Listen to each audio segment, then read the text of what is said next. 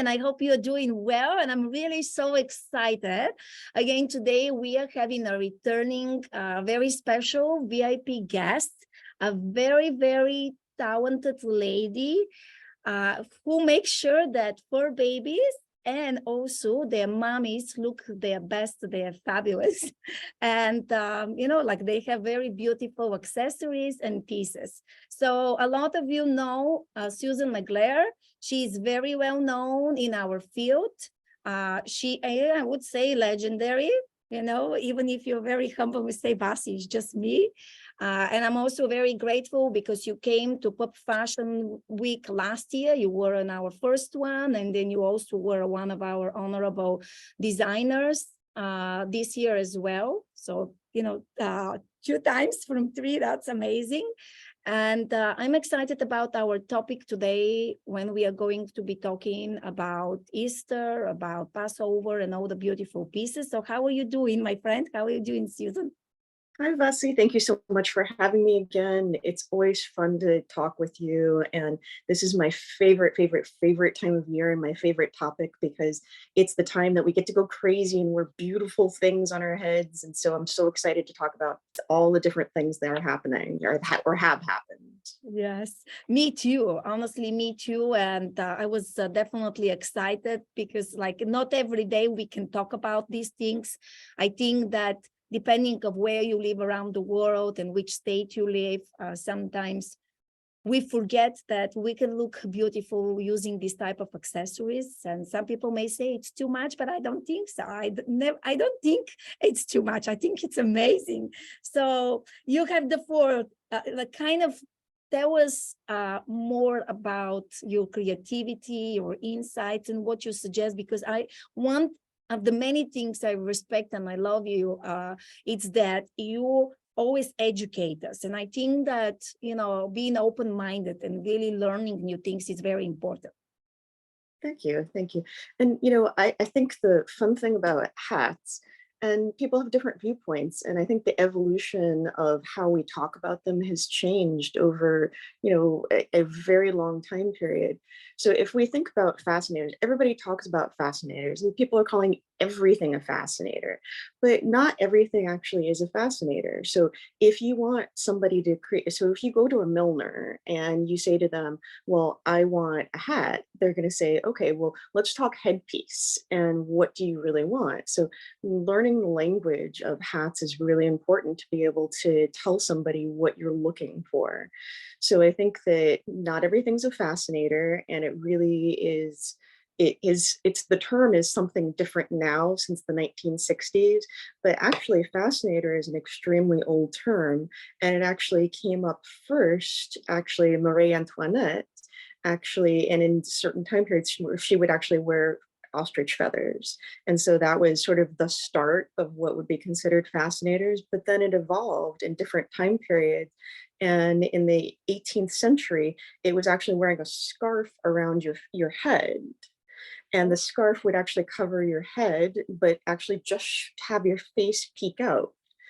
And so that was considered a fascinator in that time period. And then it sort of evolved from there where it became more of a cocktail hat. And cocktail hat was really between the 20s and 30s of what people would wear. And even that is very different from what we view of it. I would say in this day and age, there's no such thing as a cocktail hat, which is like a little tiny hat that actually has somewhat of a brim, but is very decorative. So you'll see it in the very top corner. And you'll see that it actually has somewhat of a base to it. It often has a veil, but that evolved. So cocktail hat actually evolved into fascinator. And so the way that we currently think about what a fascinator is was actually brought about by someone called Mr. John, who was somebody in the 60s that was creating hats. And his thought behind it was actually a sales mechanism because people were wearing their hairs in these big, huge beehives. And so he created a little tiny hat that he called a fascinator that could be worn on top of the actual beehive. And so that's where the modern version of what a fascinator really derived from. And the language about it now is a lot more strict as to what we would consider a fascinator. Fascinator is like the top left picture, if you can actually see it in the video. If you can't, then a fascinator has a very small base. It usually is 3 inches or smaller, and would be considered something that does not have a brim and is usually worn off center. So it's not worn on the center of your head. It usually is worn to the side, and it can't be worn by anything that is strictly sitting on your head. Usually it has to have a headband or it has to have a comb. A cocktail hat is different from there. Is a cocktail hat either can sit on your head or it would be worn with a traditional hat pin. So that's another way to differentiate them. Some people think fascinators are considered a daytime piece and cocktail hats are evening pieces, but it's all gotten intermixed. So it really is, fascinators are at this point, or the way that we view it in 2023, is they're usually bold pieces that are very whimsical, and they're for people who kind of want to have a standout look. The way we differentiate it from a hat is hats can be worn all on their own, just like Vasi's wearing on her head. It has to have a base and it's not attached in any way. So yes, exactly like Vasi. The hatinator is a more unusual derivation of hats. Is the hatinator is considered a saucer piece. It's very similar to a fascinator, but it's much larger, and it is a flat piece that tends to be sitting off center. And then my last thing of terms that people should know is percher. So a percher is a derivation of a fascinator. A percher is actually considered a piece that is not sitting directly on your head. It's actually resting in front of your head. So it sort of is dangling precariously in front of you. And we will show images of what those really are, but those are a very specialized version of a fascinator. So with that being said, a lot of information, but, some of it is, okay, if you're going to an event, you really need to think about what is the piece that you really want? What is the piece that fits your occasion? And what is the piece that fits you? So what is your hair color? How are you wearing your hair? Those things. And also certain events actually have certain rules of, like the Royal Ascot, there are rules as to what you're allowed to wear. You're allowed to wear a hat that traditionally has a brim because that's considered, an elegant piece. Fascinators in the royal community were not considered elegant pieces. They only became popularized just recently, in the last number of years. But even with fascinators, you're not allowed to wear a fascinator if it's above 4 inches of a base. So there's very specific. So make sure that you know where you're going and what's appropriate. Even for weddings, fascinators are appropriate, but you're not going to necessarily wear a hatinator or necessarily a percher to a wedding, because the bride is the star. You wear a piece that's appropriate for the style of wedding that you're going to. So in the photo, that photo on the top left of the fascinator, that would be a wonderful wedding piece to wear because it's elegant and appropriate and slightly understated, but it's appropriate for a beautiful spring wedding. It's amazing. I do have a quick question here. I'm sure Mhm. that a lot of people feel the same way. So depending of your hair, like as we know, some of us have straight hair, some of us have curly hair, some of us have lighter color hair, and some of us have darker. Would you kind of be more selective about the type of piece, or maybe just the colors and the materials you're using? So let's say you come to me and you say, okay, I'm going to a wedding and the wedding theme is spring. So we would talk about, okay, when you go to the wedding, I see that you have straight hair, you have thick hair. Do you plan on wearing your hair up? Do you want to, so we would choose a piece based on what you envision your look to actually be. And if it's a spring wedding that's outside, I'm not going to put a wool hat on you because you're going to die. I mean, it's going to be hot. So yes, so you have to talk about where it is, what the venue is it going to be hot, is it going to be, you live in a hot area, so wool is not your friend. Yeah. So we would say, okay, so if we're talking about lightweight pieces, how do you feel about cinnamon? And I would show you an example of what that is. And it's really like a straw material that's really breathable. So that way it isn't covering your whole head. And, obviously, if it's an outdoor event and you're going to be wearing it for a long time, we would say, okay, let's not do a really big base because that's still covering your hair and you still might be uncomfortable. So if we do a smaller base on that and actually keep the coverings light, then that would probably work for you. If somebody came in and they were a client and we're meeting and they have really beautiful, big curly hair, I mean, we're not going to pick something that has a bunch of things that are coming off of it because that's going to get caught in their hair and it doesn't make any sense. So it's always having the conversation of okay, you have that big curly beautiful hair, are you wearing it down, or do you plan on scrunching it back? Then we can do something crazy with arms and other things if that's what you're looking for. But I discourage people, I encourage people to tell me more about what they're looking for and what's going on for a particular event. In the wintertime, I pick different materials based on, what they're going to be doing. And we also have to talk about attachments. Like I had one client, they wear hearing aids. And so they really didn't want a headband because they were afraid it was going to interfere with their hearing aids. Yeah, beautiful. No, I think all of those are great points. I also want to say hi to everyone who is watching us live. Everyone is saying hi, ladies. Good morning, because as we are live streaming, it's still morning for Susan and I. We live in the same time zone for a change, which is really great. I like all of those ideas. And then we will go through the slides. But I do have one more question. So very interested, and thank you, super educational about what you said about humans. How about fur babies, considering that some of them, they have short fur and some of them, they have long fur? Yes. So it's really important when I'm meeting with a client that, I get to see what their baby looks like. And we need to know, what is the measurement between their ears? How do they tolerate wearing pieces? Meaning, okay, have you done the puppy training? Meaning, did you get something small and start when they're young with wearing things on them? Do they tolerate a chin strap? Because, if they've never done that, they may not tolerate that. And for short-haired dogs, we usually have to pick something that, with feathers like that you see in the photo there, that works really well. With long-haired dogs, things can get lost on them because they have hair. Things can get caught on their hair. So we also have to be careful with what is around them and, where their ear is going to be in relation to where certain feathers are going to be, or, how close is this going to be to their eye? Because peripherally, if you put something on a dog and they continue to see it in the periphery of their vision, they're going to want to wipe that thing off.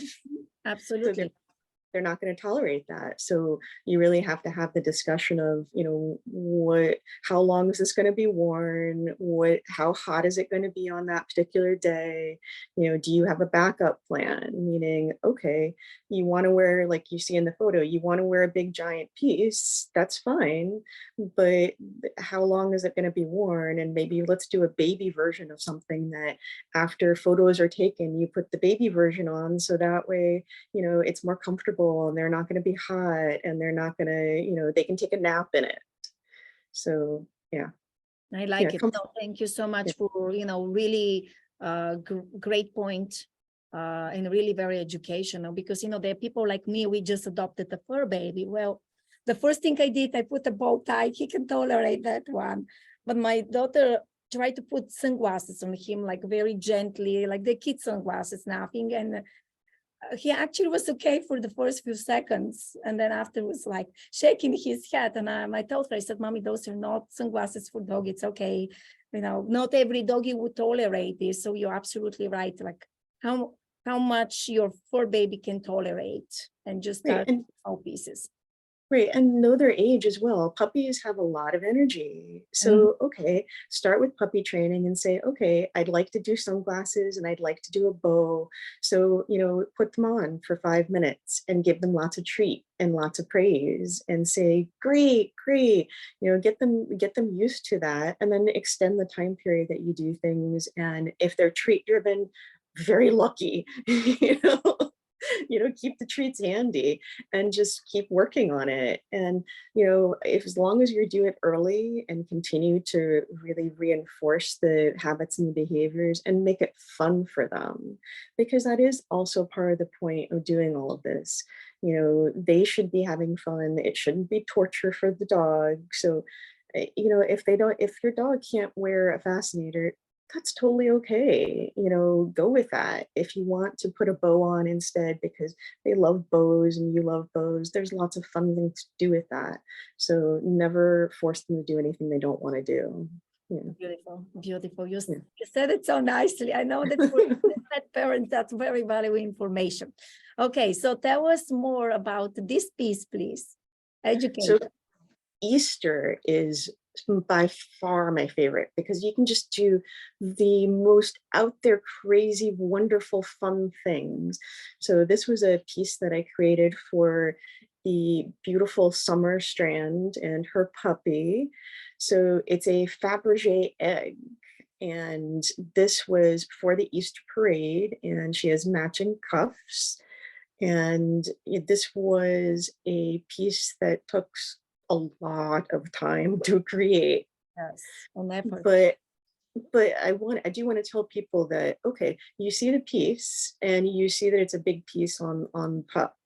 This is not a heavy piece. This was something that I used very specialized materials that I've been working with for the last number of years that actually make everything on there super, super light. So I actually made the whole egg Oh, out wow. of the material. And then the exterior of the egg, all of the molding is the same material that piece by piece, I had to actually create all of the molding that went around the framing that was in there. And then when you see the interior filled with eggs, they're also like super hollow, lightweight, tiny eggs that were all hand painted and put crystals on them and so forth. So looks super huge, but super light, and one of my favorites for this particular year of what came out. Yes, it's incredible. Honestly, it's absolutely beautiful. I mean, and the fact that you did everything by hand and put so much time and effort. And I really hope that whoever is watching this or maybe listening this episode as a podcast, friends, you're going to see that Susan is very knowledgeable. And one of the first thing, I mean, I think that you and I, we go back 2021 when we did our first podcast episode, and then the fact that you are constantly learning new techniques, introducing new styles, making one-of-a-kind items for all of your clients, for their pups and also for them and their pups. I mean, I just always admire you as an artist. And now, of course, I'm not surprised seeing this, but just knowing what goes behind it, because people will say, oh, you just got the egg and you put what is the special? Well, now all of us officially around the globe know what it takes to make this piece. So it's really, fantastic, fantastic. Great job to you. Bravo. Well, thank you. Thank you. And I love learning new things. I'm always exploring new things. And it's really fun when you have a client come to you and just say, hey, I really want to do something like super out there. And it allows me to like just go nuts. And that Fabergé egg, I just got to go completely nuts with that. Yes, So it's beautiful. I mean, yeah. Yeah, and so what I did also is I picked out some of my favorites from this year. So, and I love the super out there pieces. So these two ladies, I love this look. This was just super spring, fun fascinators with just a complete look. And they were just phenomenal this year at the parade. So they were lovely. Um, some of the other favorites, that this is another favorite, and it's not a super out there piece, but I love just that somebody committed to the colors of it. Somebody had something that actually had a natural aspect to it, which is unusual for the parade, because usually for the Easter parade, you see people with a bunch of plasticky flowers, stuck to their head. And this was, I just thought this was a lovely look. And this is not from the Easter parade, but this is an example of a percher piece that we were talking about. And the unique things about these is they really stand out. And you can see usually there's some kind of shape and it just rests right in front of your forehead. So it's really for the person who wants to stand out. There's a photo actually from last year's Easter parade that the look was, that's the Fabergé egg again, but the look was a percher piece that I did, and it was a mommy and me percher piece. And they were Tiffany pieces that you'll see. So those were super, super fun. Amazing, amazing. This is just so beautiful. Everything what you created, so beautiful. I love it. Well, thank you. And so for Easter, I would say if you're looking to do so I would differentiate two different things for Easter. I would say for Easter, think about whether you want a demure look that you would like to just have spring and do spring photos, or think about, hey, I want a super bold Easter look that is going to stand out there. And if you're looking for that, start way, way in advance and give your milliner tons of time to be able to create those pieces, because they're very time consuming to do, because there's tons of details that go in, just like with the Fabergé egg. There was tons and tons of minuscule details that went into it to actually make it happen. So make sure that you're giving your milliner plenty of time to create things for you. Wonderful, wonderful. Thank you. Thank you very much. I mean, I think that everything what you share with us today, it's really like very educational. And I want to go kind of through the rest of the slides. Is if there anything else you would like to tell people? I think that talking with whoever is creating your pieces is really important, because not only am I going to hear what you want, but I get to hear about your personality. So, and that makes a huge difference when I'm creating a piece for somebody, because then I can imbibe some of your actual personality in the piece. So, make sure, don't be shy about talking to that person. And I always love taking time with people and sort of getting to know little details about them. For example, I have a client in California that, like me, loves Art Deco. So I love creating those pieces. And because I know that about them, I am able to do certain details that I know that they will like. Maybe other people wouldn't notice it, but I know they notice it. So I can make it extra special for them.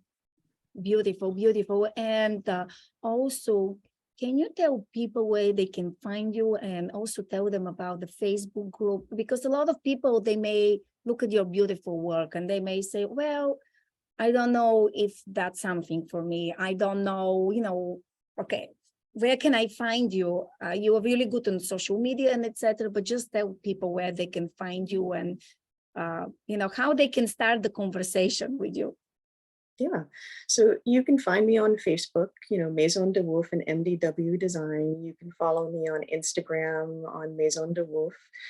But the thing that I always forget to tell people is I actually do have a sales group that is not called Maison de Woof. It's called Luxe Dog Fashion. And on that particular group, once a month, I usually have a sales group of things. So some things are via auction and some things are just buy it now pieces. And there you can find tons of different things that I've already created. They're not custom pieces. So like this piece will go up in that particular group coming up. And there'll be tons of bows for dogs. Sometimes I'll do neck pieces. It's things that I just feel like doing. So there are tiaras, there's dog hats, there'll be dog fascinators. So it just depends on what I feel like for that month. So this particular month, it was vintage stuff, lots of vintage stuff that I'm doing, which, everybody who knows me, yeah, okay, Susan, yes, I know she loves vintage, but this particular month is like tons of things that are super art deco-y. This month also, I was super inspired by, Vazi, you know this about me as well. Like I go and get inspired by tons of things and then start creating tons of things based on that. So this month was all art pieces of different things that I did bows of. So people know that I do custom printing of materials. So I did custom prints for bows of things that I love, like klimt. I love klimt. So there's a number of bows that will be on there that are klimt bows that I hand painted gold on there to get the right feel to klimt pieces. And it was a side note because I've just started talking about klimt. So sorry, I'm going to side note. The first time I saw a klimt piece in person, I was just astounded. I mean, you don't get you can see it on a screen, but when you see it in person, just the utter detail and the shine of these pieces it just knocks you over. So doing the bows and hand painting the gold on there, I really wanted to capture that feel of that gold and the way it hits you when you see that piece in person. And there's Van Gogh and, there's some other things. And of course, there has to be Art Deco, of course. Amazing. But yeah, so those are kinds of things that I don't put in my shop. I just don't do that. I love just doing these fun pieces that you may not see them ever again. They'll be, these bows and then they'll never get made again. So it's sort of the unique things that if you come and join the group Luxdog Fashion Group, then you'll see those and have an opportunity to buy those types of things. Amazing. I'm really, honestly very excited, and I would encourage friends, you can come, like if you're watching this, make sure you can take a screenshot, you can take a second device and scan the QR code. Also below in the description, you can find the website, maisondewoof.com, and we'll make sure that we will add the direct link to the page on Facebook, the sales page, where you can go and become a member. Of course, I would say, please share with your friends, because there might be people, as our community keeps growing, who may not know for Susan, and there might be people who thought of it, but were hesitating for any reason. But I only know that with every single time we do a new podcast, seeing your beautiful work and Pop Fashion Week, 2 years in a row, it's just like sometimes I would do a live and I'm like, my cats are boring. I do need a Susan hat. It's like, and now summer it's coming. I'm like, oh, maybe I do need the new ones. It's amazing. And the fur babies, they look absolutely spectacular. And I cannot thank you enough for coming today with us on the show and just really opening our horizons of knowledge, being open-minded, because a lot of people, in a very nice and respectful way, we think, okay, we are going to dress our baby very nice. And they are very cute, of course. They will dress them nice, of course.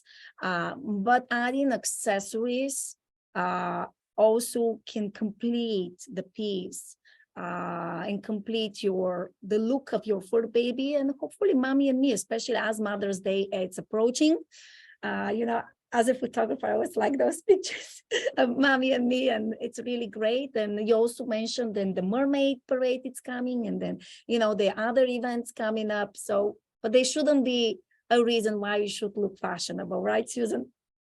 That's exactly right. Oh my God, I love it. Well, thank you very much for coming today with us on the show. I know that you'll be back soon, this time sooner rather than later.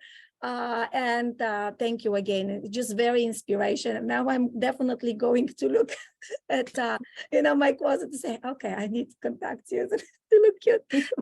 Thank you very much. Have an amazing day, and thank you to you friends for watching or listening this. Thank you so much for whoever watched live. We saw your comments on Facebook, Instagram, and if you're listening this as a podcast, go and say hi to Susan. Follow her Facebook and Instagram, and just ask her questions, and you may be surprised when the end result. So thank you very much. See you soon. Thank you, Buzzy. See you soon. Thank you.